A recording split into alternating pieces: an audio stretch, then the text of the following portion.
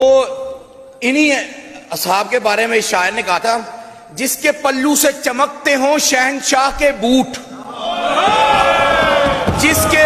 जिसके पल्लू से चमकते हों शहंशाह के बूट, ऐसी दरबार से बख्शी हुई दस्तार पे तू। शहर अशोभज़दा, शहर अशोभज़दा और इस पर कसीदा गोई, शहर अशोभज़दा और उस पर कसीदा गोई, गुंबदे दहर के इस पालतू फनकार पे थू। रोजे अव्वल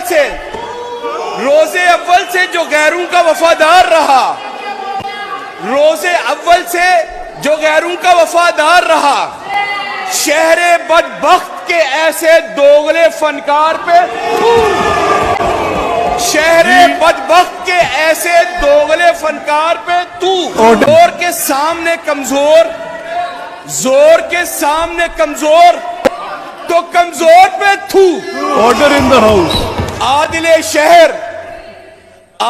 शहर तेरे अदल के मयार पे थू।